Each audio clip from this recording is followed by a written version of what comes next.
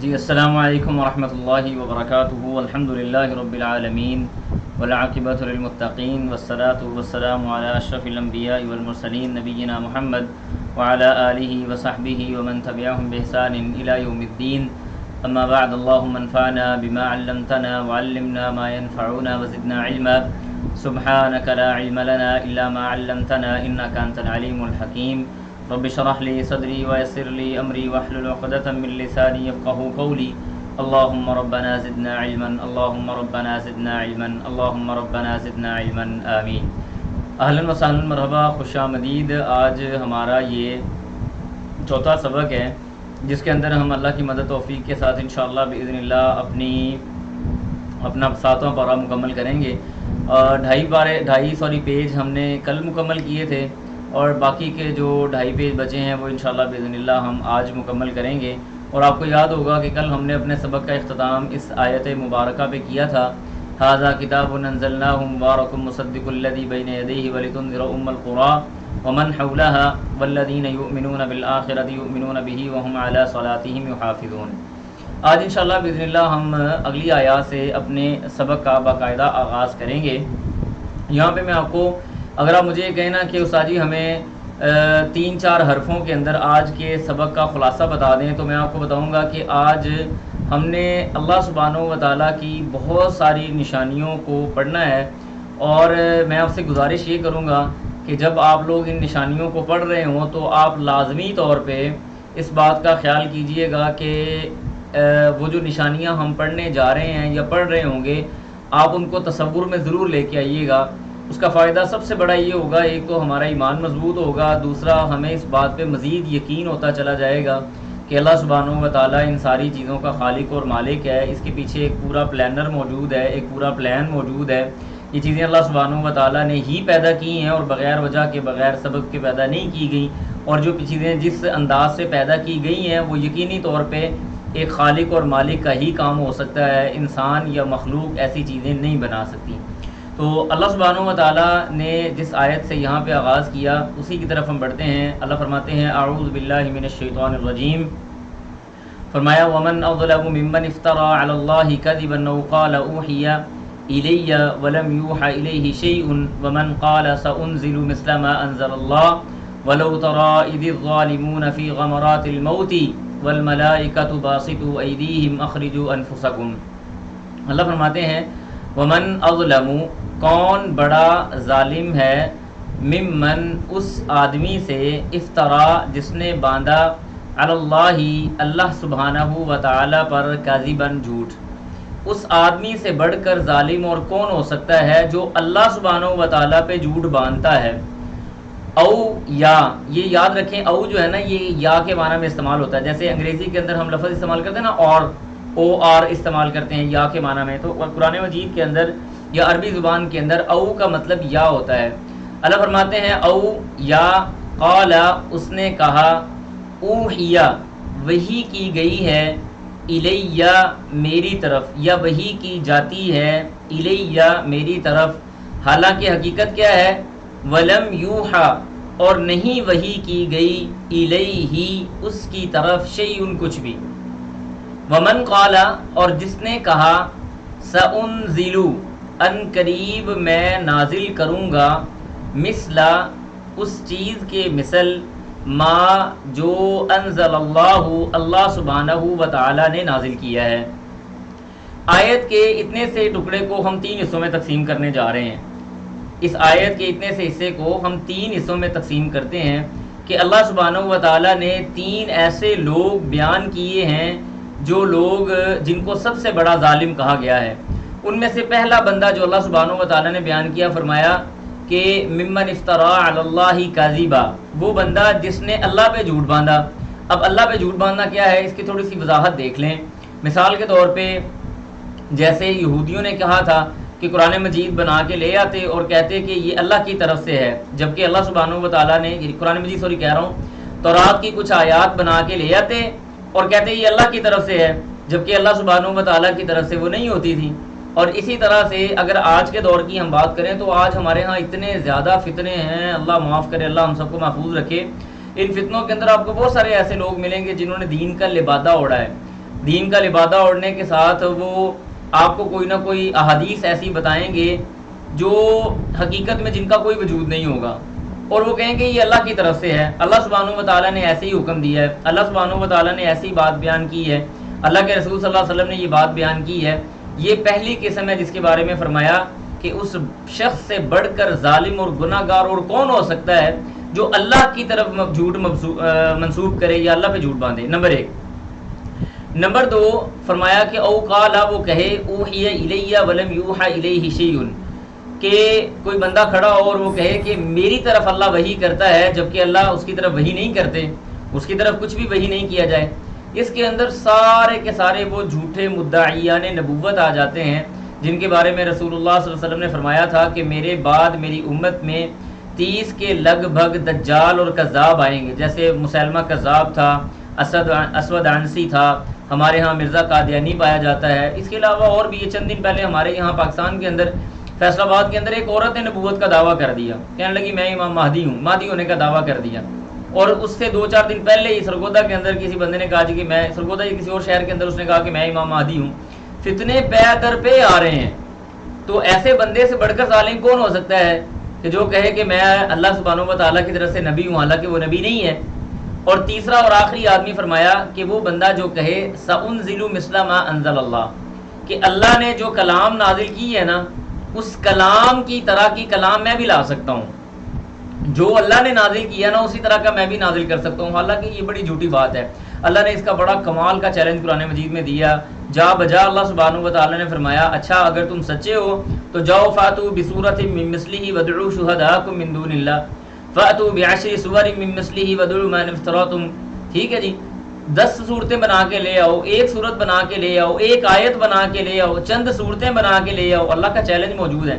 یہ میں آپ کو چند دن پہلے کی بات بتا رہا ہوں، میری کسی فورم کے اوپر کسی بندے سے بحث ہو رہی تھی قرآن مجید کے حوالے سے، کہتا ہے، ہنسی بھی مجھے بڑی آئی اس کی بات سن کے، کہتا ہے کہ ہم بھی قرآن مجید بنا کے لا سکتے ہیں، اس طرح کی کلام میں بنا کے لا سکتا ہوں، لیکن یہ ہے کہ آپ لوگ جو ہیں وہ آپ لوگ پھر اس کو مسلمان گستاخ کہہ کے اس کو قتل کر دیں گے۔ میں نے اسے کہا، میں نے کہا یار میری بات سنیں، وہ لوگ جو عربی دان تھے، جو عربی کو جانتے تھے، عربی کو سمجھتے تھے اور اپنے دور کے فصیح و بلیغ لوگ تھے، ایک مجلس میں بیٹھ کے 300 قصیدے لکھ دیا کرتے تھے اور پڑھ دیا کرتے تھے اور فی البدی شعر و شاعری کرتے تھے۔ وہ لوگ اس کلام کے سامنے گھٹنے ٹیک کے بیٹھ گئے، آپ کو تو مبتدا خبر، جملہ اسمیہ، جملہ فعلیہ، مرفوعات، منصوبات اور چھوٹی چھوٹی جو علم الصرف اور علم النحو کی بنیادی باتیں آپ کو تو وہ بھی نہیں پتا، چاہے جائے کہ آپ بہت بڑی بڑی باتیں کریں۔ تو آگے سے مجھے بڑا مضحکہ خیز جواب ملا، مجھے ہنسی بڑی آئی، کہنے لگا کہ جی دیکھیں قرآن مجید عربی میں نازل ہوا تھا تو لوگوں نے عربی میں اس کو پڑھا، میں اردو جانتا ہوں تو میں اردو میں لے کے آؤں گا۔ تو میں نے کہا یار تیری جو عاجزی ہے نا وہ اسی بات سے ٹپک رہی ہے، اردو میں بھی کوئی بندہ اس طرح کا کلام نہیں بنا کے لے کے آ سکا۔ یاد رکھیں یہ قرآن مجید جو اللہ سبحانہ و تعالیٰ کی طرف سے نازل شدہ کتاب ہے نا، اس کے سچے ہونے کے لیے اتنی بات کافی ہے کہ دنیا کے اندر کوئی کتاب ایسی نہیں آئی جس کتاب کی عمر 200-300 سال سے زیادہ ہو۔ جتنی بھی کوئی کسی بندے نے فصیح و بلیغ کتاب لکھی ہے، اچھی کتاب لکھی ہے، اقبالیات کی مثال لے لیں، علامہ اقبال نے اتنی زبردست کتابیں لکھی ہیں، بانگ درا لکھی، بال جبریل لکھی، اور کیسی بڑی بڑی کتابیں لکھی ہیں علامہ اقبال نے۔ 150-200 سال نہیں گزرا ابھی اور اس کتابوں کے اندر سے ابھی عربی اردو دان جو طبقہ ہے وہ غلطی نکال رہا ہے کہ اس کے اندر فلاں غلطی ہے، فلاں غلطی موجود ہے۔ دنیا کے اندر کوئی کتاب، یہ میرا جملہ نوٹ کر لیجئے گا، یاد کر لیجئے گا، کسی بندے کے سامنے بولنا پڑے تو دنیا کے اندر کوئی کتاب ایسی نہیں گزری جس کی عمر 200-300 سال سے زیادہ ہوئی ہو، لیکن اس کے اندر سے کہیں نہ کہیں جا کے کوئی نہ کوئی غلطی ضرور مل گئی ہے اور اہل فن نے وہ غلطی بیان کی ہے اور مصنف سے واقعی ہی وہاں پہ کچھ نہ کچھ بھول چوک، کچھ نہ کچھ غلطی ہو گئی ہے۔ یہ اللہ سبحانہ و تعالیٰ کا واحد کلام ہے جو 1450 سال سے مکمل چیلنج کے ساتھ موجود ہے کہ لاؤ اس میں سے کوئی غلطی نکال دو، کوئی گرامر کی غلطی نکالو، کوئی بلاغت کی غلطی نکالو، کوئی فصاحت کی غلطی نکالو، کوئی علم غیب کی باتوں کی غلطی نکال کے دکھاؤ، کوئی تو غلطی لے کے آؤ۔ لوگوں نے غلطی نکالنے کی کوشش کی ہے، لیکن وہ لوگ جن لوگوں کو عربی کی الف بے نہیں آتی وہ لوگ غلطی نکالنے بیٹھیں گے تو ہم ان پہ ہنسیں گے نا، ان کی غلطی کو تسلیم تو نہیں کیا جائے گا۔ تو 3 لوگوں کا یہاں پہ تذکرہ کیا۔ اس کے بعد آگے اللہ فرماتے ہیں وَلَوْ تَرَىٰ، اور اگر آپ دیکھیں، اِذَن اس وقت الظالمون ظالموں کو، یعنی کون سا وقت ہے؟ فی غمرات الموت، جب وہ موت کی سختیوں میں ہوں گے، کہ آپ اگر ان ظالموں کو موت کی سختی کے وقت دیکھ لیں، اور کیفیت کیا تھی، کیا ہوگی؟ والملائکۃ، اور فرشتے، باسطو، وہ باہیں پھیلائے کھڑے ہوں گے، ایدیہم، اپنے ہاتھوں کو، یعنی اپنے ہاتھوں کو، باسط کا مطلب ہوتا ہے پھیلانا، جیسے ہم قرآن کی آیت پڑھتے ہیں نا، اللہ یبسط الرزق لمن یشاء، باسط یبسط، اللہ سبحانہ و تعالی جس کا چاہتا ہے رزق بڑھا دیتا ہے، پھیلا دیتا ہے، تو وہیں سے نکلا ہوا ہے باسطو۔ فرشتے باہیں پھیلائے ہوں گے ان کے سامنے اور کہیں گے اخرجو، نکالو، انفسکم، اپنے آپ کو، یعنی اپنے آپ کو ہمارے حوالے کر دو، الیوم، آج، تجزون، تم جزا دیے جاؤ گے، عذاب الہونی، ذلت آمیز عذاب کے ساتھ، یعنی ایسا عذاب جو ذلت والا، ہون کہتے ہیں یعنی ذلت والا عذاب، کسی چیز کو حقیر کر دینا۔ وجہ کیا تھی؟ بما، اس سبب، کنتم، جو تھے تم، تقولون، کہتے، علی اللہ، اللہ تعالیٰ پر، غیر الحق کی، ایسی بات جو حق پر مبنی نہیں تھی، غیر حق والی کتاب، جھوٹی بات تم اللہ کے بارے میں کہتے تھے، وکنتم، اور تھے تم، عن آیاتہ، اس کی آیتوں سے، تستکبرون، تکبر اختیار کرتے۔ اللہ نے تمہارے سامنے واضح آیتیں نازل کی اور تم نے کہا لو جی ہم بنا کے لے آئیں گے قرآن مجید، تم نے کہا ہماری طرف وحی کی جاتی ہے، تم نے کہا اپنی باتیں کر کے اللہ کی طرف منسوب کرنا شروع کر دی۔ تو ایک حدیث کے اندر آتا ہے کہ ایسے لوگ جو گناہ گار قسم کے لوگ ہوتے ہیں، جب فرشتے ان کی جان نکالنے کے لیے آتے ہیں تو ان کی پٹائی کی جاتی ہے، ان کی جان کھینچی جاتی ہے، جیسے نبی صلی اللہ علیہ وسلم نے فرمایا نا، کافر آدمی کی یا گناہ گار آدمی کی جان ایسے نکالی جاتی ہے جیسے ایک ململ کے کپڑے کو، یعنی نرم کپڑے کو جھاڑیوں پہ رکھا جائے، کانٹے دار جھاڑیوں کے اوپر، اور پھر اس کو کھینچا جائے، جیسے وہ ململ کا کپڑا یا وہ ریشم کا کپڑا یا وہ باریک کپڑا ان جھاڑیوں میں الجھ کے تار تار ہو جاتا ہے، ویسے ہی ایک کافر کی جان، ایک مشرک کی جان، ایک فاسق کی جان اللہ سبحانہ و تعالیٰ نکالتے ہیں اس کے جسم سے، پھر اس کے منہ پہ تھپڑ مارے جاتے ہیں، اس کی کمر پہ تھپڑ مارے جاتے ہیں۔ اور آپ جانتے بھی ہیں کہ میڈیکل سائنس آپ کی کہتی ہے کہ انسان جب مر جاتا ہے تو اس کی آنکھیں کچھ دیر تک چیزوں کو دیکھتی رہتی ہیں، اس کی قوت سماعت کچھ دیر تک کام کرتی رہتی ہے، اور یہ حدیث میں نبی علیہ الصلوۃ والسلام کی واضح ہے کہ انسان جب مر چکا ہوتا ہے اس کو یقین نہیں آ رہا ہوتا کہ وہ مر گیا ہے، وہ باتیں سن رہا ہوتا ہے اپنے ارد گرد لوگوں کی، تب یہ باتیں سمجھ نہیں آتی تھی کہ بندہ مر گیا وہ کیسے سن رہا ہے۔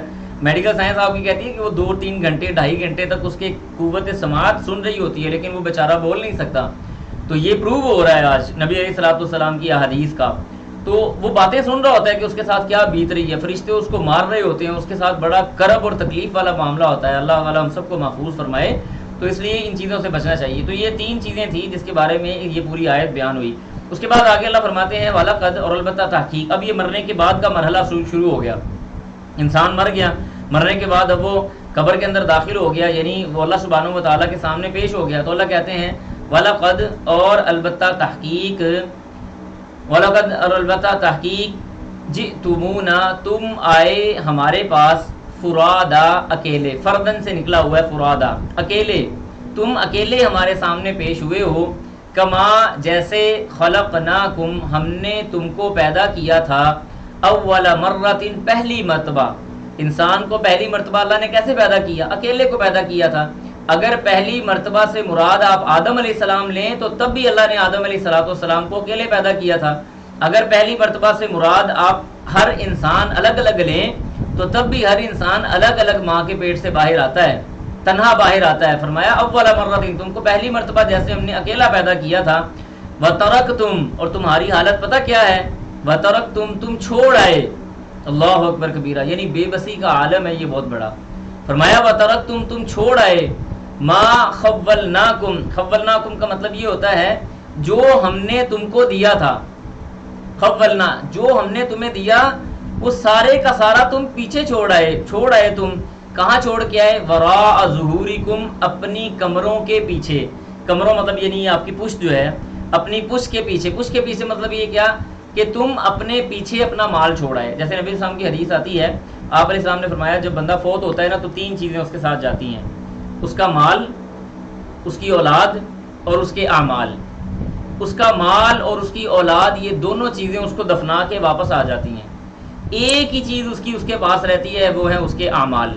اور مزے کی بات یہ ہے کہ یہ وہ چیز ہے، یہ وہ اعمال ہیں جنہوں نے ہمارا ساتھ دینا تھا، ان کے بارے میں ہم بڑے سست ہیں، اور یہ وہ دو چیزیں جنہوں نے ہمیں ہمارا ساتھ نہیں دینا، اولاد بھی اور مال بھی، شاید جنہوں نے قبر میں ہمارے ساتھ نہیں جانا، ان دونوں کے پیچھے ہم لوگ بڑا بھاگتے ہیں اور ان کے اوپر بڑا فخر کرتے ہیں۔ تو اللہ نے یعنی کیسی سمجھیں یہاں پہ نا ایک کمال قسم کی انسان کی کنڈیشن کو بیان کیا ہے کہ ہم نے تمہیں مال، تم ہمارے پاس اکیلے آئے ہو، جو تمہیں مال دیا تھا پیچھے چھوڑ آئے ہو، پہلی مرتبہ جیسے تمہیں پیدا کیا تھا ویسے تم ہمارے پاس آئے ہو۔ یہ کس قدر بے بسی کا عالم ہے اگر انسان اللہ سبحانہ و تعالیٰ کی ذات پہ یقین رکھے اور ایمان رکھے کہ اس نے کل مر کے اللہ کے سامنے اکیلے نے تنہا کھڑے ہونا ہے۔ پھر اس کے بعد آگے اگلی بے بسی دیکھیں انسان کی، اللہ کہتے ہیں وما نوا معکم، وما نوا اور نہیں ہم دیکھ رہے، معکم تمہارے ساتھ، کن کو؟ شفعاکم تمہارے، ورا ظہورکم کا مطلب ہے پیچھے، اپنے پیچھے چھوڑنا ہے، ظہر کمر کو کہتے ہیں، کمروں کے پیچھے۔ فرمایا ورا وما نرا اور نہیں ہم دیکھ رہے، معکم تمہارے ساتھ، شفعاکم تمہارے سفارشی، تمہارے سفارشی کون؟ الذین وہ لوگ، زعمتم جن کو تم نے گمان کیا، انہم کہ وہ فیکم تم میں سے ہیں، شرکا یعنی جن کو تم نے شرکا بنا کے رکھا تھا اور جن کے بارے میں تم یہ گمان کر رہے تھے کہ یہ تمہارے سفارشی ہوں گے، کل قیامت کے دن اللہ کے سامنے تمہارا ہاتھ تھامیں گے اور تمہیں جنت میں لے جائیں گے۔ جیسے آج ہمارے ہاں بھی یہ چیزیں پائی جاتی ہیں کہ میں کسی حضرت صاحب کے ہاتھ میں بیعت کر لوں گا، حضرت صاحب کل قیامت کے دن مجھے بچا لیں گے اور بچا کے مجھے جنت میں لے جائیں گے۔ واللہ العظیم یقین کریں انسان نے ہمیں اتنے بڑے وسوسے کا شکار کر رکھا ہے، امید کے اس امید کی اس دلدل کے اندر پھنسا کے کہ انسان اس سے باہر نکلنے کو تیار ہی نہیں ہے۔ کون سی امیدیں وابستہ کر کے بیٹھے ہیں؟ تم شفاع، اللہ کہتے ہیں کہاں ہے تمہارے سفارشی؟ تم تو ان کو میرا شریک بناتے تھے، کدھر گئے وہ سارے کے سارے؟ پھر آگے اللہ نے فرمایا اگلی بے بسی سنیں، فرمایا لقد تقطع بینکم، لقد البتہ تحقیق، تقطع کاٹ لیا، بینکم تمہارے درمیان، تمہارے اور اس کے درمیان میں جو تعلق داری اور قرابت داری تھی اس کو کاٹ دیا ہم نے، وضل اور گمراہ، اور یعنی سائیڈ پہ کر دی، گمراہ کا مطلب انہوں نے راستے سے ہٹ جانا، فرمایا وضل اور ہٹا دیا، عنکم تم سے، ما کنتم جو تھے تم تزعمون گمان کیے بیٹھے، تم نے جو گمان کیا ہوا تھا نا کہ فلاں مجھے جنت میں لے جائے گا، فلاں مجھے بچا لے گا، فلاں میرے ساتھ یہ معاملہ کرے گا، کوئی مسئلہ نہیں ہے جی، میں نے اس کو بڑی میں نے اس کی اطاعت اور فرما برداری کی ہے۔ حقیقی اطاعت اور فرما برداری کے لائق صرف ایک ہی ذات ہے، وہ اللہ سبحانہ و تعالی ہے، یا محمد الرسول اللہ صلی اللہ علیہ وسلم ہے، کتاب اللہ اور سنت مصطفیٰ صلی اللہ علیہ وسلم ہے جن کی اطاعت ہمارے اوپر لازم ہے، اور یہی نجات کا راستہ ہے۔ اس کے علاوہ انسان جہاں مرضی گھومتا پھرے، جہاں مرضی وہ اپنا وقت ضائع کرتا پھرے، جہاں مرضی وہ اپنی یہ عزت والی جبین کو جھکاتا پھرے، اس کو وہاں سے کچھ حاصل ہونے والا نہیں ہے۔ حاصل کہاں ہوگا؟ جہاں اللہ سبحانہ و تعالیٰ کی اطاعت اور فرما برداری ہوگی۔ اگلے صفحے پہ چلتے ہیں اب انشاءاللہ باذن اللہ۔ یہاں پہ اس پیج کے اندر اللہ سبحانہ و تعالیٰ یہاں سے لے کے تقریباً 6 7 8 ہماری جو آیات آنے والی ہیں نا، وہ ساری کی ساری اللہ سبحانہ و تعالیٰ کی نشانیوں پہ ہے، اور میں آپ سے گزارش یہی کروں گا کہ جب آپ اللہ کی نشانیاں پڑھ رہے ہوں اس وقت تو آپ تھوڑا تصور کی دنیا میں ضرور جائیے گا کہ واقعتاً جو بات اللہ یہاں پہ قرآن میں کر رہے ہیں یہ اسی طرز کے مطابق ڈیزائن ہوا ہے، اور یقینی طور پہ یہ اللہ کے علاوہ کوئی اور ذات ایسے نہیں کر سکتی۔ تو اللہ فرماتے ہیں ان اللہ، بے شک اللہ تعالی، فالقن، فالق کا مطلب ہوتا ہے پھاڑ دینے والا، فرمایا فالقن پھاڑ دینے والا، جیسے فلق پڑھتے ہیں نا، قل اعوذ برب الفلق، ٹھیک ہے جی، وہاں سے نکلا ہوا ہے فالق۔ ان اللہ، بے شک اللہ تعالی، فالق وہ پھاڑ دینے والا ہے، الحبی دانے کو، والنوا اور گٹھلی کو، سبحان اللہ۔ یعنی ہم جو زمین سے نباتات اگتی ہیں چاہے وہ کسی بھی شکل میں ہوں، وہ دو ہی طرح کی ہوتی ہیں، یا تو وہ چیزیں یا پھل گٹھلی سے نکلتا ہے، جیسے آم لگائے جائیں تو آم گٹھلی سے نکلتا ہے، جیسے خوبانی لگائی جائے تو وہ گٹھلی سے نکلتی ہے، جیسے کھجور لگائی جائے تو وہ گٹھلی سے نکلتی ہے، جبکہ اس کے مقابلے میں آپ اگر گیہوں لگاتے ہیں، گندم لگاتے ہیں تو وہ اس کے لیے ہم بیج ڈالتے ہیں، یا ہمارے پاس مکئی ہے تو اس کے لیے ہم بیج ڈالتے ہیں، یا اس کے علاوہ کچھ اور ایسی چیزیں اور پھل ہیں جن کے لیے ہم بیج ڈالتے ہیں، جیسے تربوز وغیرہ بھی ہو گیا، ان کے لیے بھی بیج ڈالا جاتا ہے۔ تو اللہ فرماتے ہیں ان اللہ، بے شک اللہ تعالی، فالقن وہ پھاڑ دینے والا ہے، کس کو؟ الحبی دانے کو، والنوا اور گٹھلی کو. پھر ان کو پھاڑنے کے ساتھ ہوتا کیا ہے؟ یخرج الحی، وہ نکالتا ہے زندہ کو، من المیت مردہ سے، ومخرج المیت، یعنی زندہ کیسے ہیں کہ وہ جو بیج ہم نے ڈالا تھا وہ بیچارہ مردہ تھا، پھر اس کے اوپر تھوڑی سی کسان نے محنت کی، زمین کی اس کو گرمائش ملی، اللہ نے آسمانوں سے پانی نازل کیا، وہ بیج پھٹا اور اس کے اندر سے ایک زندہ شاخیں برآمد ہونا شروع ہو گئیں. یا اس کی آپ مثال یہ لے لیں کہ ایک مرغی ایک انڈا دیتی ہے، وہ انڈا مردہ ہوتا ہے لیکن اس انڈے سے ٹوٹ کر ایک زندہ سالم جاندار اس سے باہر آتا ہے.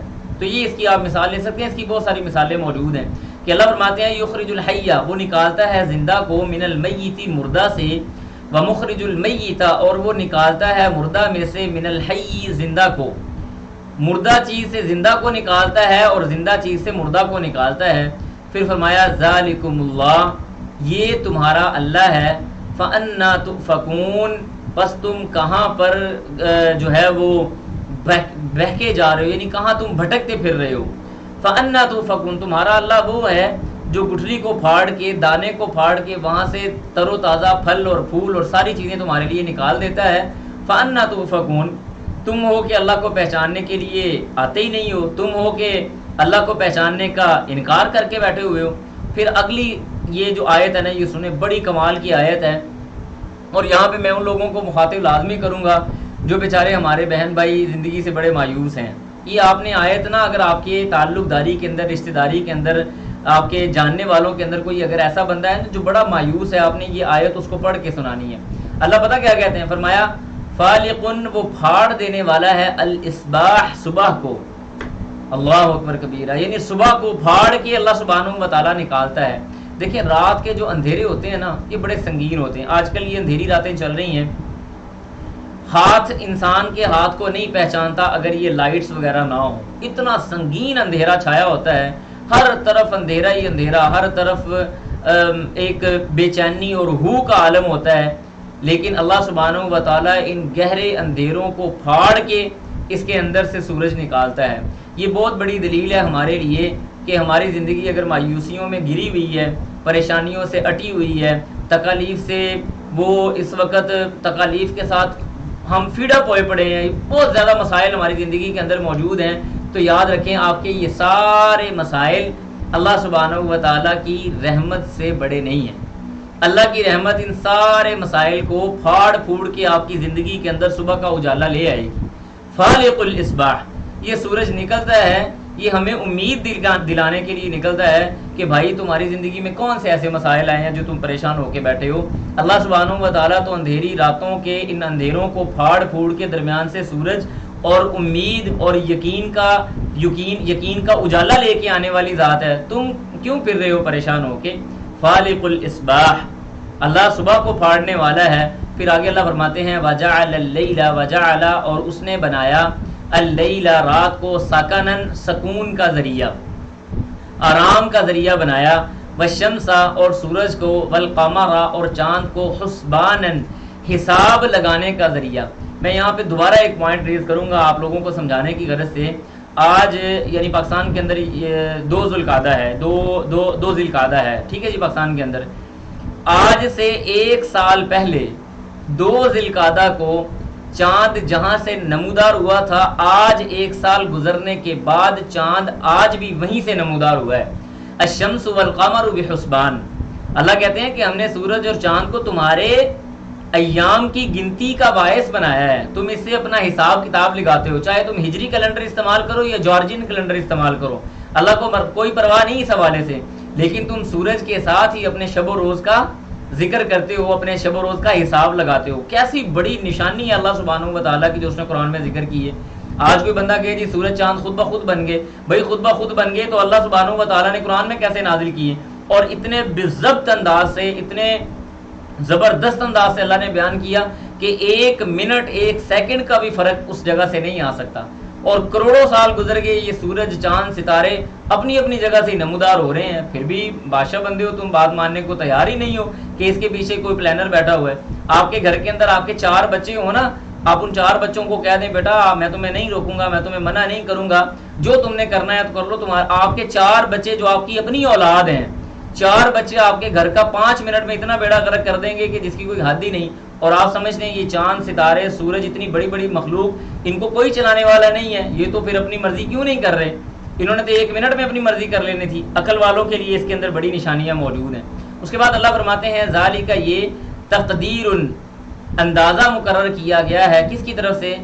العزیز غالب آنے والی ذات کے طرف سے اور العلیم جاننے والے کی طرف سے. یعنی یہ تقدیر اور مقدار مقرر کی گئی ہے غالب اور علیم جاننے والے کی طرف سے. یہ جاننے والے کی اور غالب کی یہ مقدار مقرر شدہ ہے. اللہ سبحانہ و تعالیٰ نے ان کی مقدار مقرر کی ہے. اس کے بعد آگے اللہ فرماتے ہیں وَهُوَ الَّذِي اللہ وہ ذات ہے. اب ستاروں کی بات ہونے جا رہی ہے. سبحان اللہ، کمال ہو گئی. فرمایا وَهُوَ الَّذِي اللہ وہ ذات ہے جعل اس نے بنایا لکم تمہارے لیے النجوم ستاروں کو. کس لیے بنایا؟ لِتَهْتَدُوا تاکہ تم ہدایت حاصل کرو، بہا ان کے ذریعے. ہدایت مطلب کیا ہے؟ اپنا راستہ تلاش کرو. اور یقین کریں آج اسٹرالوجسٹ ہو گئے، علم فلکیات کے ماہر ہو گئے، آج بھی وہ بیٹھ کے آسمان کو دیکھ کے اندازہ لگاتے ہیں کہ فلاں ستارہ فلاں جگہ پہ آئے گا تو ہمارے لیے فلاں سمت میں جانا یہ صحیح ہوگا. اب اللہ کہتے ہیں کہ تم ہدایت کہاں پہ حاصل کرتے ہو؟ فی ظلمات البر خشکی کے اندھیروں میں، جنگلوں میں، صحراؤں میں. جب تم راستہ بھٹک جاتے ہو آسمان کی طرف دیکھتے ہو، ستارے کو دیکھ کے اندازہ لگاتے ہو کہ یہ وہ ستارہ ہے جو شمال کی طرف ہوتا ہے، لہٰذا میں نے شمال کی طرف اس طرف میں نے چل کے جانا ہے. پھر فرمایا والبحری سمندر کے اندر بھی تم یہی اندازے مقرر کر کے اپنی کشتیوں کو لے کے چلتے ہو. تو کیسی بڑی دلیل قرآن مجید میں اللہ سبحانہ و تعالیٰ نے دی ہے. آج کوئی بندہ ماننے کو تیار ہی نہیں ہے. اور آپ آج بھی یعنی انہی ستاروں کے محتاج ہیں اپنے راستوں کو تلاش کرنے کے لیے. اور ہم کہہ رہے ہیں جی سائنس نے بڑی ترقی کر لی ہے. سائنس تو ہمیں آج بتا رہی ہے 200-250 سال پہلے، تو 1400 سال 1450 سال پہلے یہ باتیں کہاں سے آ گئیں؟ آخر جس نے لکھی ہیں، جس نے بنائی ہیں، اس کو پتا تھا تو اس نے لکھی ہیں.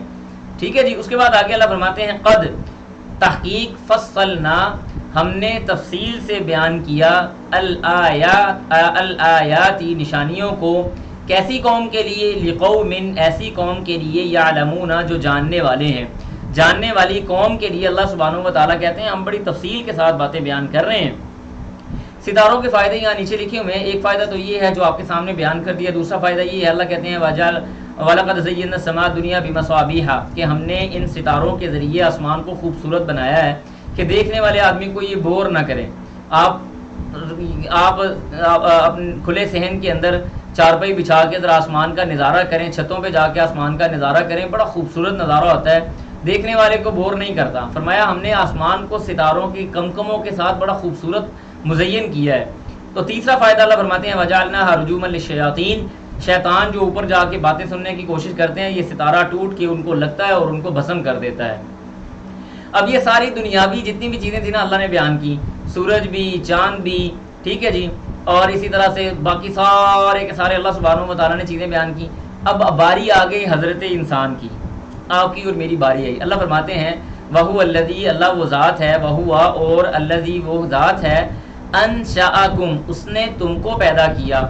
کہاں سے پیدا کیا؟ من نفس واحدہ ایک نفس سے تم کو پیدا کیا، ایک جان سے تم کو پیدا کیا. پھر کیا ہوا؟ فمستقر پھر تم کو ٹھہرایا زمین میں. مستقر استقرار کا مطلب ہوتا ہے انسان کا زمین کے اندر موت تک رہنا. کہ آپ میں سے کوئی بندے سعودی عربیہ میں بیٹھے ہیں، کوئی بندے پاکستان میں بیٹھے ہیں، کوئی انگلینڈ میں بیٹھے ہیں، کوئی ہندوستان میں بیٹھے ہیں، جہاں پہ بھی کوئی بیٹھا ہے، اللہ سبحانہ و تعالیٰ کہتے ہیں ہم نے تمہارے رہنے کی ایک پراپر جگہ بنائی کہ تم نے اتنے سال یہاں پہ رہنا ہے، اتنے سال یہاں پہ رہنا ہے.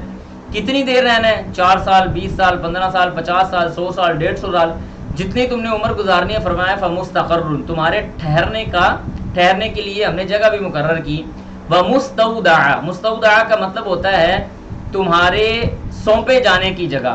یعنی مستودع عربی زبان کے اندر کہتے ہیں جو ہمارے ہاں ہوتا ہے نا کیا اس کو کہتے ہیں، جیسے سٹور روم ہوتا ہے نا، جیسے مستودع کہتے ہیں سٹور روم کو، کولڈ سٹوریج کو یا سٹور روم کو، جہاں پہ گودام کو مستودع کہتے ہیں گودام کو، جہاں پہ ہماری چیزیں، ہاں بارک اللہ فیک، بالکل سٹور کو. جہاں پہ ہماری چیزیں سٹور ہو جاتی ہیں، مستودع اس کو کہا جاتا ہے عربی زبان کے اندر.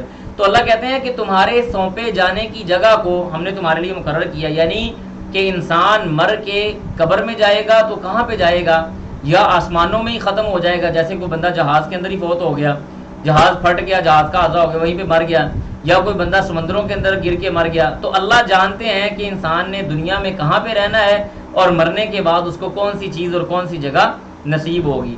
پھر آگے اللہ فرماتے ہیں بتائیں ذرا اس سے بڑھ کر لاجیکلی باتیں بھی ہو سکتی ہیں کسی چیز کی، کسی کتاب کی، کسی بندے کی، لوگوں کی باتیں ہو سکتی ہیں اس سے بڑھ کر لاجیکل؟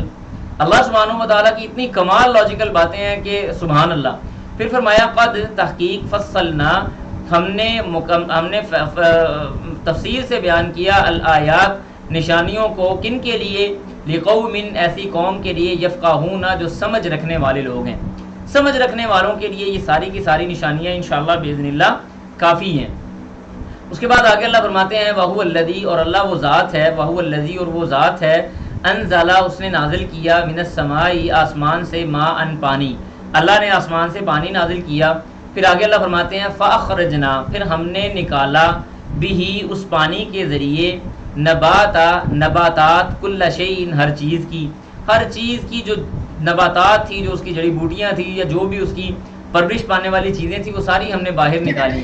پھر آگے اللہ فرماتے ہیں فَأَخْرَجْنَا، اور پھر ہم نے نکالا، منہ، اس سے، فَأَخْرَجْنَا، پھر ہم نے نکالا، منہ، اس سے، خَضِرًا، سبزیاں، نخرج منہ، ہم نکالتے ہیں ان سبزیوں میں سے، حبًا، دانے، متراکبہ، ایک دوسرے کے اوپر چڑھے ہوئے. متراکب کہتے ہوں گے یعنی سوار ہوا، جیسے سواری انسان کے نیچے ہوتی ہے، انسان اس کے اوپر ہوتا ہے.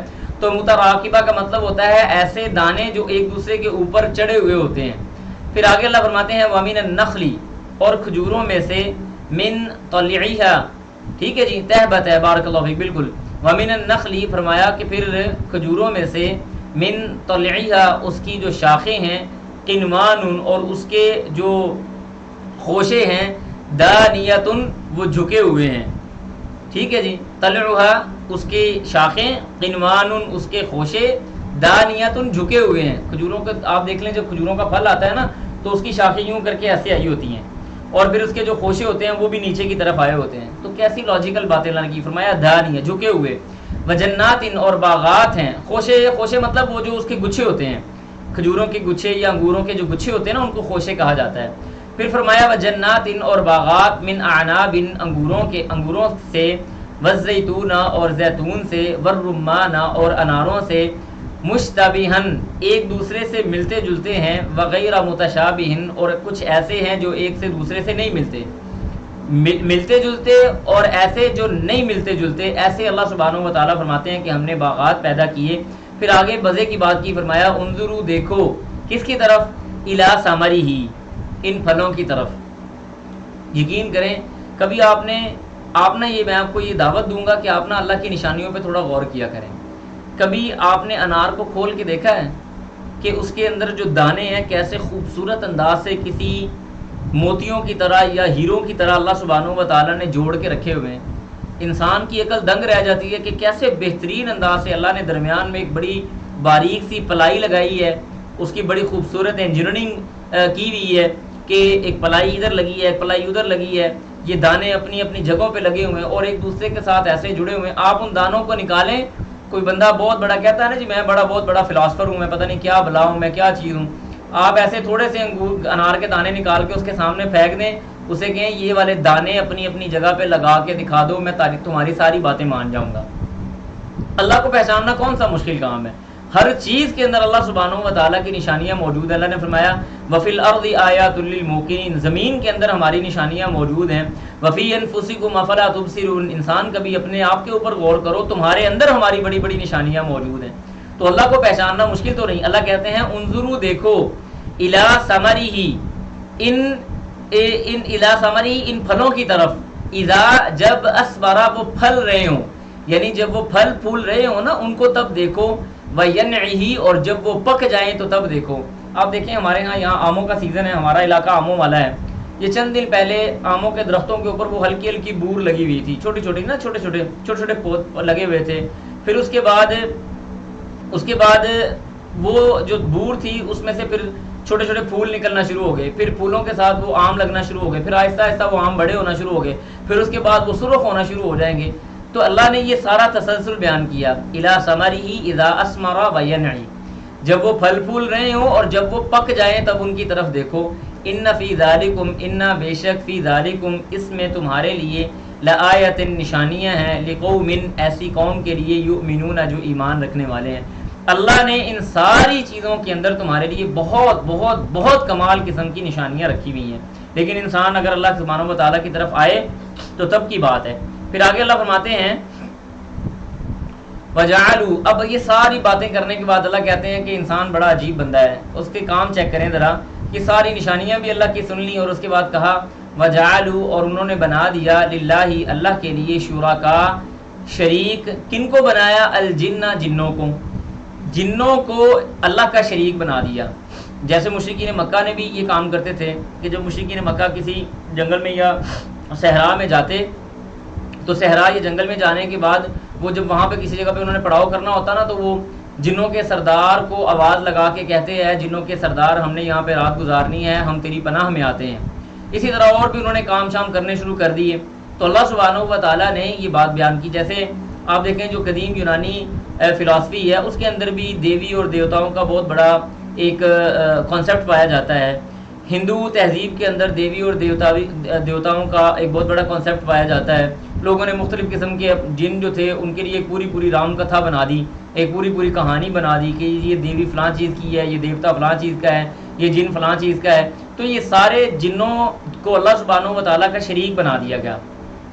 وخلقہم، اور اللہ پتہ کیا کہتے ہیں، فرمایا وخلقہم، اور اس نے ان کو پیدا کیا۔ اللہ نے تو ان کو پیدا کیا اور انہوں نے اسی کی مخلوق کو اللہ کے سامنے لا کے کھڑا کر دیا۔ وخرقوا، اور انہوں نے تراش لیا، یعنی انہوں نے بنا لیا یا تراش لیا، لہو، اس کے لیے، یعنی اللہ کے لیے، بنینن، بیٹے، و بناتن، اور بیٹیاں، بغیر علم، بغیر کسی علم کے، بغیر علم کے انہوں نے اللہ کے لیے بیٹے اور بیٹیاں بھی تراش کر کے کھڑا کر دیے۔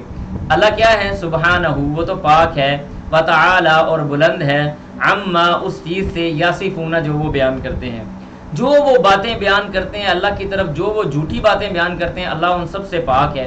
پھر اس کے بعد آگے اللہ نے فرمایا بدیع السماوات والارض، بدیع، پیدا کرنے والا ہے، السماوات، آسمانوں کا، والارض، اور زمینوں کا۔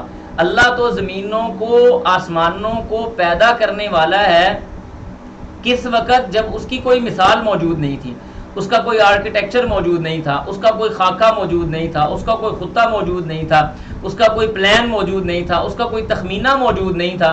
لا مثال لسابقین، اللہ سبحانہ و تعالیٰ نے اس کو ایسے بنایا کہ اس کی پہلے کوئی مثال نہیں ملتی۔ پھر آگے اللہ فرماتے ہیں انا یکون، کیسے ہو سکتا ہے، لہو، اس کے لیے، ولد، اولاد، ولم تکن، اور نہیں ہے اس کے لیے، صاحبۃ، کوئی بیوی۔ یعنی تمہاری بات تو تمہاری اپنی عقل میں بھی آنے والی نہیں ہے کہ اللہ کی جب کوئی بیوی نہیں ہے تو اس کی اولاد کہاں سے آ جائے گی۔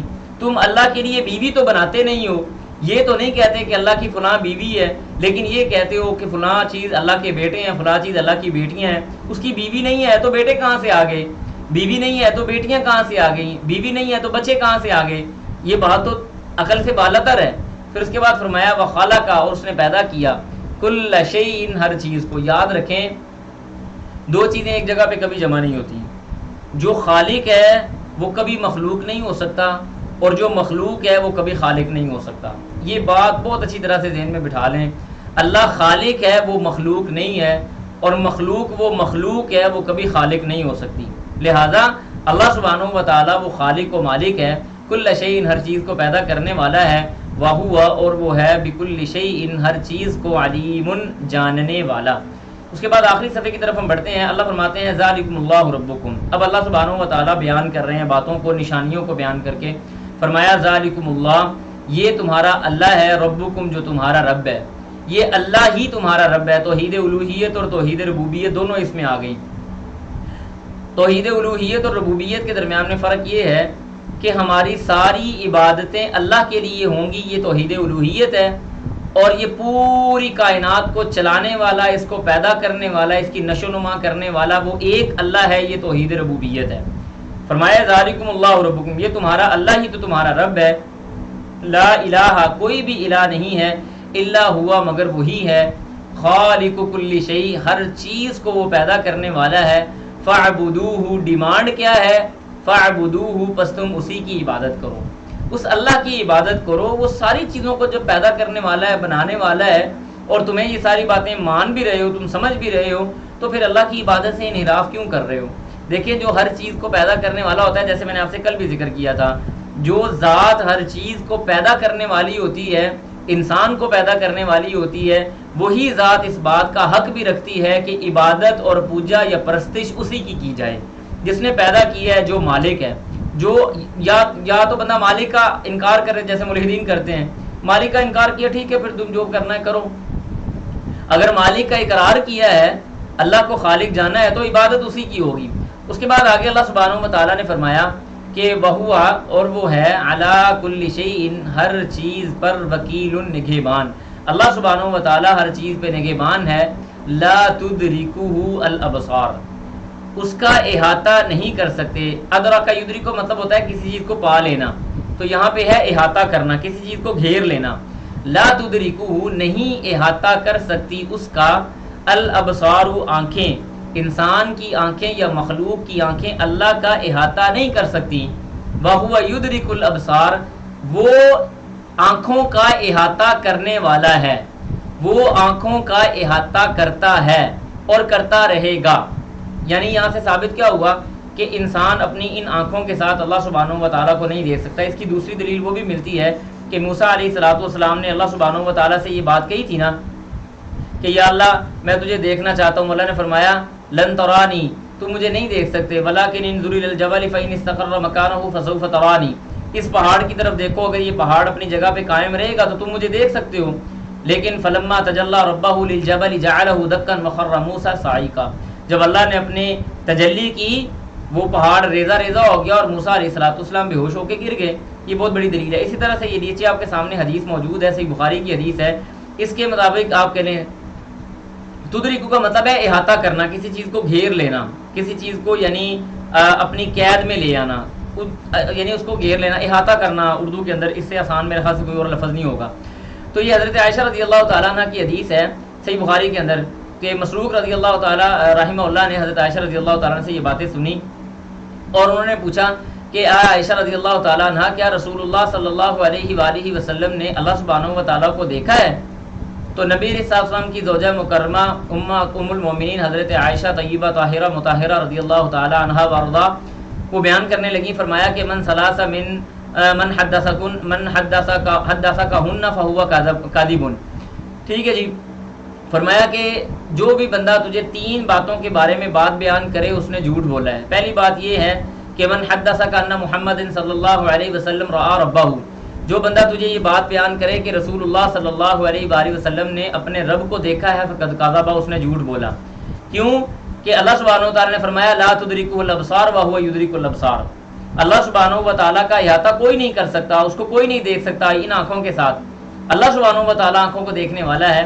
معراج کی رات میں بھی رسول اللہ صلی اللہ علیہ وآلہ وسلم نے اللہ سبحانہ و تعالیٰ کو اپنی آنکھوں سے نہیں دیکھا، بلکہ درمیان میں پردہ تھا، جیسے قرآن کی آیت یہاں پہ موجود ہے وما كان لبشر ان يكلمه الله الا وحيا او من وراء حجاب او يرسل رسلا فيوحي باذنه ما يشاء۔ اللہ تعالیٰ کسی بھی بشر کے ساتھ تین طرح سے کلام کرتا ہے، فرشتہ بھیج کر یا پردوں کے پیچھے سے یا وحی کر کے، ٹھیک ہے جی، ان ذریعے سے اللہ سبحانہ و تعالیٰ ان لوگوں سے کلام کرتا ہے۔ تو لہٰذا نبی علیہ السلام نے اللہ کو نہیں دیکھا، نمبر ایک۔ اس کے بعد جو بندہ تجھے یہ بات کہے کہ نبی علیہ السلام کل کیا ہوگا اس کے بارے میں اطلاع دے سکتے ہیں، تو نبی علیہ السلام کے بارے میں اس بندے نے جھوٹ بولا ہے۔ یعنی کوئی بندہ آپ کو یہ کہے کہ اللہ کے رسول صلی اللہ علیہ وسلم کل کی بات کو جانتے ہیں، غیب کی خبر دینے والے ہیں، تو حضرت عائشہ رضی اللہ تعالیٰ عنہ کا فتویٰ ایسے بندے کے بارے میں یہ ہے کہ اس نے جھوٹ بولا ہے۔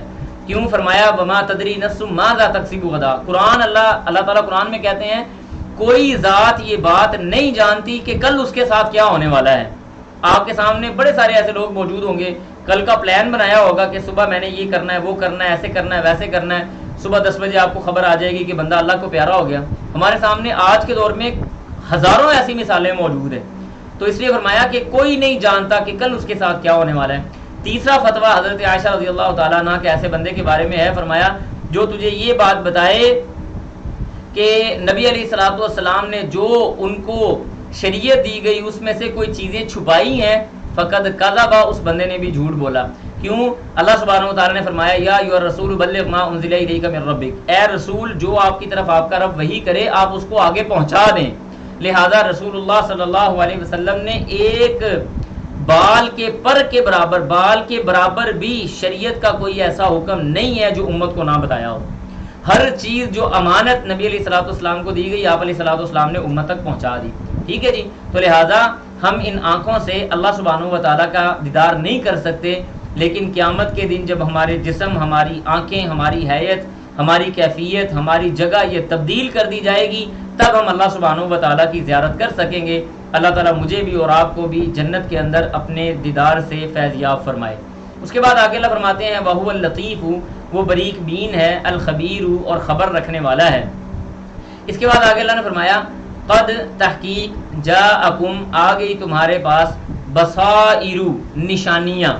بصائر سے مراد یہاں پہ نشانیاں ہیں، یعنی دیکھی جانے والی چیزیں، بصائر نشانیاں، من ربکم، تمہارے رب کی طرف سے، فمن ابصر، بس جس نے دیکھا ان کو، یعنی ان نشانیوں کو دیکھ کے اس سے عبرت حاصل کر لی اور اللہ پہ ایمان لے آیا، فَلِنَفْسِهِ، تو وہ اس کی ذات کے لیے ہے، یعنی ان نشانیوں کو دیکھ کے ان پہ ایمان لانا، ان کو مان جانا، یہ بھی اس کی ذات کو فائدہ ہے۔ وَمَنْ عَمِيَ، اور جس نے ان نشانیوں کو دیکھ کے روح گردانی کر لی، یعنی اپنے آپ کو اندھا کر لیا، اپنی آنکھوں کے سامنے پردہ حائل کر لیا، ان نشانیوں کو ماننے سے انکار کر دیا، فَعَلَيْهَا، تو اس کا بوجھ بھی اسی ذات کے اوپر اور اسی نفس کے اوپر ہے۔ وما انا، اب یہاں پہ جو وما انا ہے نا، اس سے مراد رسول اللہ صلی اللہ علیہ وسلم ہے۔ عرب کے اندر یہ چیزیں عام پائی جاتی تھی کہ ایک ہی کلام کے اندر ایک ہی مرتبہ فوراً ضمیر بدل دیتے تھے۔ پچھلی جتنی بھی باتیں ہو رہی ہیں وہ اللہ سبحانہ و تعالیٰ کی طرف منسوب ہو رہی ہیں، لیکن یہاں پہ آ کے بات نبی علیہ الصلوۃ والسلام کی طرف منتقل ہو گئی۔ فرمایا وما انا، اور نہیں ہوں میں، علیکم، تمہارے اوپر، بحفیظ، کوئی نگہبان، میں تمہارا کوئی نگہبان نہیں ہوں۔ اللہ کی طرف سے جو نشانیاں تمہارے پاس آ گئی، ماننا ہے تو مانو، نہیں ماننا تو نہ مانو۔ ومن ابصر فلنفسه ومن عمي فعليها ان احسنتم احسنتم لانفسكم وان اسأتم فلها ولا تزر وازرة وزر اخرى، یہ ساری نشانیاں موجود ہیں، ماننا ہے تو تمہاری مرضی، نہیں ماننا تو تمہاری مرضی۔ اس کے بعد آگے اللہ فرماتے ہیں وکذالک، اور اسی طرح، نصرف، ہم بیان کرتے ہیں، الآیات، نشانیوں کو، ولیقولا، تاکہ وہ کہیں، درستا، تم نے پڑھ لیا ہے، ولنبینہ، اور تاکہ ہم بیان کر دیں اس کو، لقوم، ایسی قوم کے لیے، یعلمون، جو جاننے والے ہیں۔ اس کے بعد آگے اللہ فرماتے ہیں اتبع، پیروی کیجئے، آپ پیچھے پیچھے چلیے، کس بات کے، ما، جو، اوحیا، وحی کیا گیا، الیک، آپ کی طرف، من ربک، آپ کے رب کی طرف سے، آپ کے رب کی طرف سے جو آپ کی طرف وحی کیا جاتا ہے آپ اس کی پیروی کریں۔ لا الہ الا ولا الہ الا، ادھر ادھر ہونے کی آپ کو کوئی ضرورت نہیں۔ آپ کے سامنے ہماری شریعت کی صورت میں ایک پوری روشن طریق بنی ہوئی ہے، پورا روشن راستہ بنا ہوا ہے، آپ اس کی پیروی کرتے جائیں، جو آپ کو کہا جاتا ہے آپ اس کے اوپر عمل درآمد کریں۔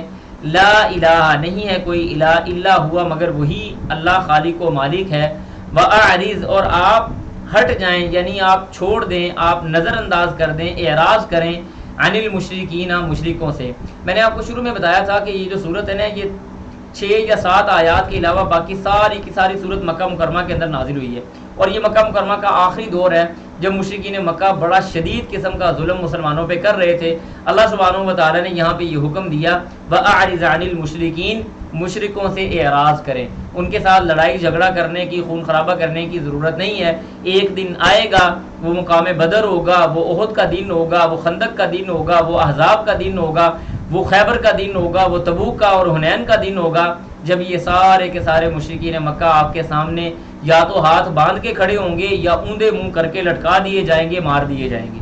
ٹھیک ہے جی، لہٰذا ابھی لڑنے کی ضرورت نہیں ہے۔ وَأَعْرِضْ، اور کجروی اختیار کر لیں، سائڈ پہ ہو جائیں، کنارہ کشی اختیار کر لیں، کن سے؟ عن المشرکین، مشرکوں سے۔ وَلَوْ شَاءَ اللَّهُ، اور اگر چاہتا اللہ تعالی، ما اشرکوا، وہ کوئی بھی شرک نہ کرتا، وما جعلناک، اور نہیں ہم نے بنایا، علیہم، ان پر، آپ کو، حفیظاً، کوئی نگہبان۔ اللہ کہتے ہیں کہ اگر اللہ چاہتا تو وہ شرک نہ کرتے۔ اچھا جی، اب یہاں پہ اگر کوئی بندہ اعتراض کرے اس آیت کو سن کے، کہے جی کہ اللہ تعالیٰ نے چاہا ہے تو میں شرک کر رہا ہوں، اگر اللہ تعالیٰ نہ چاہتا تو میں شرک نہ کرتا، تو کیا جواب دیں گے؟ کیا بات کریں گے؟ اس بندے کو ہم کیا سمجھائیں گے؟ یاد رکھیں، ایسی بہت ساری آیات جو ہم آدھی سمجھ کے مطابق دیکھتے اور سمجھتے ہیں اور اس کے بعد اس کا اندازہ مقرر کر کے ہم اللہ کے بارے میں فیصلہ کر لیتے ہیں، یہ بڑی غلط بات ہے۔ اگر اللہ سبحانہ و تعالیٰ سب لوگوں کو مسلمان کر دیتا، مومن کر دیتا، کوئی بھی بندہ اللہ کے ساتھ شرک نہ کرتا، تو یہ تو زبردستی والی بات تھی، زبردستی والی بات تھی کہ زبردستی مسلمان کر دیا۔ ہماری آزمائش کہاں پہ ہے؟ ایک آدمی کو آپ نے زندگی میں کبھی کوئی برائی دکھائی نہیں، اس کے سامنے برائی کبھی آئی نہیں، وہ بندہ اپنے ایک کمرے میں بند ہے اور اس بند کمرے کے اندر اس کے پاس صحیح بخاری پڑھی ہوئی ہے، قرآن مجید کی تلاوت پڑھی ہوئی ہے، وہ بندہ نیکی کر رہا ہے، نیکی کر رہا ہے، نیکی کر رہا ہے، کمرے سے باہر نہیں آ رہا، برائی اس نے کبھی دیکھی نہیں ہے، تو اس کی تو آزمائش ہوئی نہیں۔ آزمائش اس بندے کی ہے جس کے سامنے برائی پڑی ہو کھلی اور اس کے سامنے اچھائی بھی پڑی ہو اور اس کو دونوں راستے دکھائے جائیں، یہ رائٹ وے ہے، یہ رانگ وے ہے، آپ کی مرضی جناب، آپ نے سیدھا جانا ہے سیدھا چلے جائیں، الٹا جانا ہے الٹے چلے جائیں، تب جا کے آزمائش ہوتی ہے اور امتحان ہوتا۔ اگر سارے بندے مسلمان ہو جاتے، سارے بندے مومن ہو جاتے، تو آزمائش کہاں سے تھی؟ نیکی کی لذت ہی اس وقت آتی ہے جب انسان برائی سے اپنے آپ کو بچا کے نیکی کی طرف لے کے آئے۔ برائی کا وجود انسان کو اچھائی کی لذت سے آشنا کراتا ہے۔ اگر ہمیشہ دن ہوتا، سورج ہی نکلا رہتا، رات کبھی آتی نہ، تو رات کی قدر کس کو ہونی تھی؟ ٹھیک ہے جی، تو یہ اللہ سبحانہ و تعالیٰ، اس کا مطلب یہ نہیں ہے کہ اللہ نے چاہا ہے کہ وہ مشرک ہو جائیں، اللہ سبحانہ و تعالیٰ یہ نہیں چاہتے کہ وہ مشرک ہو جائیں۔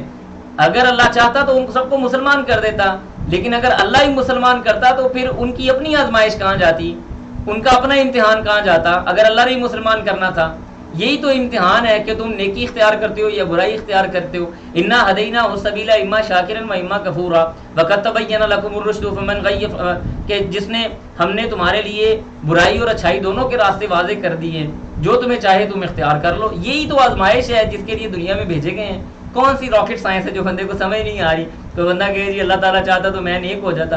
بھئی اللہ تعالیٰ چاہتا ہے تو تمہیں رزق بھی گھر میں بیٹھ کے دے دیتا، کیا ضرورت پڑی تھی تمہیں گھر سے باہر جانے کی؟ رزق لینے کے لیے باہر نکلے ہو تو تب کیوں نہیں اللہ پہ توکل کر لیا؟ ٹھیک ہے جی، تو ایسی باتوں کے اندر کبھی نہیں آنے کی ضرورت۔ اس کے بعد اللہ فرماتے ہیں وما جعلنا علیکم حفیظا، ہم نے آپ کو ان کے اوپر کوئی نگہبان نہیں بنایا، وما انت علیہم بوکیل، اور نہ ہی آپ ان کے لیے کوئی دروغہ یا کوئی نگہبان ہے، کوئی آپ ان کو زبردستی کام کروانے والے نہیں ہیں، لہٰذا اس میں پریشان ہونے کی ضرورت نہیں ہے۔ کرتے ہیں تو کریں، نہیں کرتے تو نہ کریں، خیر ہے۔ اس کے بعد آگے اللہ نے فرمایا یہاں پہ ہمیں ایک قانون مل رہا ہے، ایک قانون میں آپ کو بتا دیتا ہوں۔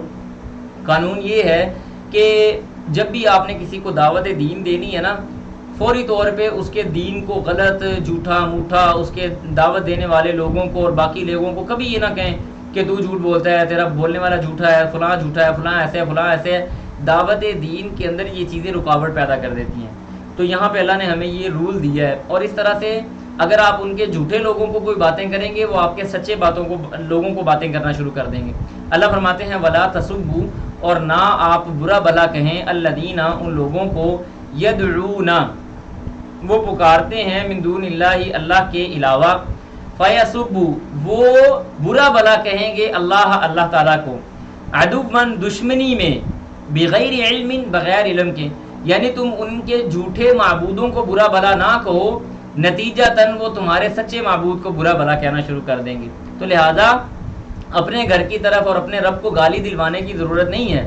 اچھی بات یہ ہے کہ تم ان کے دین کو لاجیکلی، دلیل کے ساتھ اور اچھے انداز سے اس کا رد کرو، اس کو سمجھاؤ، اس کو برا بلا کہنے کی ضرورت نہیں ہے۔ چند دن پہلے ہی یہ ایک کتاب کی تقریباً رونمائی ہوئی، وہاں مجھے بھی جانے کی سعادت حاصل ہوئی۔ تو وہ کتاب، یعنی ایک بندہ تھا جس کا نام تھا غازی محمود دھرمپال، وہ پہلے مسلمان تھا، پھر کافر ہو گیا۔ کافر ہونے کے بعد اس نے اسلام کے خلاف بہت ساری کتابیں لکھیں۔ اس کے مقابلے میں ہمارے ایک شیخ تھے، انہوں نے بڑی کتابیں لکھیں۔ پھر وہ اس کی کتابیں لکھتے تھے، اس کو بڑے اچھے انداز سے مخاطب کرتے تھے، اور وہ بندہ وہ بعد میں مسلمان ہو گیا الحمدللہ، دوبارہ اس نے اپنا نام رکھا غازی محمود دھرمپال، بڑی معروف شخصیت گزرے ہیں۔ 1967 کے اندر ان کی 1967 کے اندر ان کی وفات ہوئی ہے۔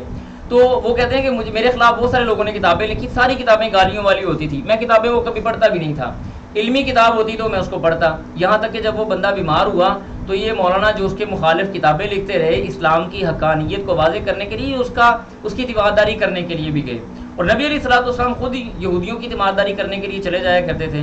لہٰذا ہمیں دعوت کے اندر تھوڑا نرمی کا پہلو سامنے رکھنا چاہیے تاکہ لوگ ہمارے قریب آئیں، ہمیں سمجھنے کی کوشش کریں، نہ کہ برا بھلا کیا ہے کہ ہم ان کو اپنے آپ سے دور کر لیں۔